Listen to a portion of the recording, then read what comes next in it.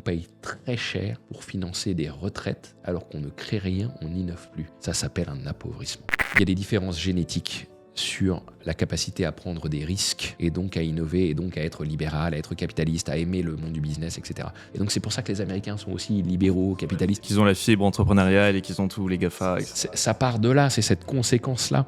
Et donc forcément, tu retrouves moins ça en Europe. On est des États sociaux qui protégeons les plus faibles. Et donc la conséquence de ça, c'est qu'il y a moins de compétition en Europe. Et donc face à cette compétition mondiale, les Américains et les Chinois n'avons pas la culture, pas l'énergie de le faire. Regarde le nombre, la proportion dans les économies européennes développées de bullshit jobs. Et donc en gros, tu payes des gens très cher pour ne produire aucune valeur, pour n'innover sur rien. Et ça peut pas tenir économiquement. Alors quand tu as un héritage économique de plusieurs siècles qui fonde ta puissance, ça tient. Mais lorsque tu te fais rattraper par des pays qui innovent avec des produits à haute valeur ajoutée, les États-Unis, la Chine qui copient, etc., tu peux plus tenir dans cette course. Et là, on vit ce point de bascule où on est en train de se rendre compte que d'abord, l'Europe n'a pas de valeur ajoutée, beaucoup de bureaucratie, tout ça, ça ne sert à rien, ça ne crée aucune valeur ajoutée. Et donc forcément, au bout d'un moment, on le paye. Et deuxièmement, c'est le vieillissement de la population.